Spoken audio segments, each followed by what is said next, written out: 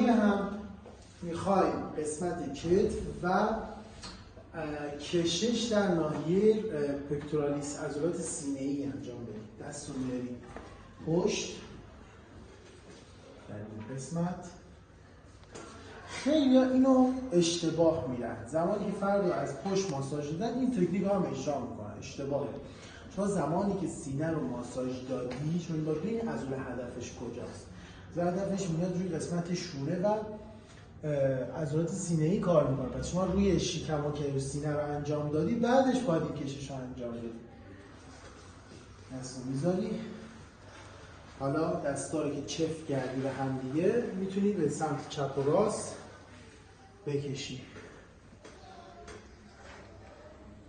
یه کشش دیگه هم برای افرادی که باز به خصوص کایفوز دارن، افرادی که گوش پشتی دارن یا پکتورالیس هاشون کوتاه شده، اسپاسم داره، میتونه مفید باشه. دستا رو میذارید روی این ناحیه، دستا شونه‌ای رو میگیرید شما و از این ناحیه بلند میشید. به این حالت تکنیک رو اجرا کرد.